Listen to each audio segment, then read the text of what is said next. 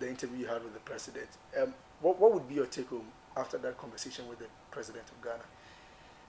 Actually, we had a laugh, if you remember. We really had a laugh. And I remember that he has a great sense of humor. Okay. And when he explained that he was coming to France, and he stayed in France and worked in France for like 5 years in 1970. And I said, but that's when your father was president, and or minister, I can't remember. Well, he was president.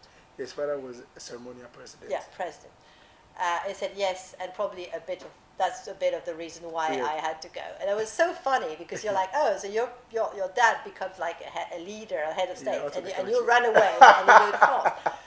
And then I remember asking him, but within 6 months you could speak perfect French. And I must say, honestly, I'm not trying to flatter him.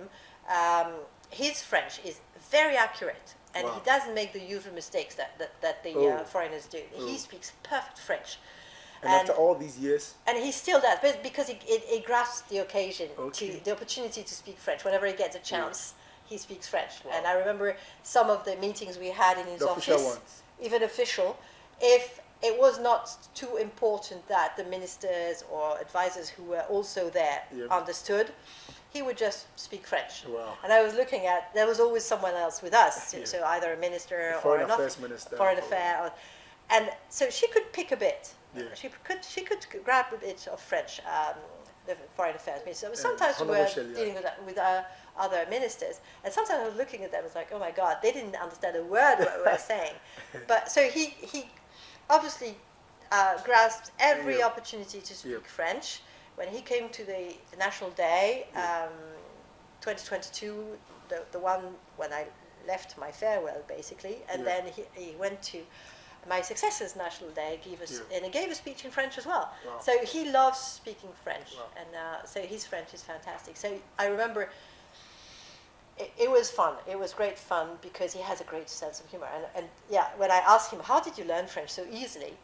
And because you were working in a foreign company, it was actually an Anglophone company. So and he said something like, I was working in English, but I was living in French. And it was because of people of your gender. And I was like, oh my God. I remember that particular one. And I was, oh my God. So it was really very funny. And I think it was also showing to the Ghanaians that he had a very human sense of humor, very accessible. He's a very accessible and easygoing person.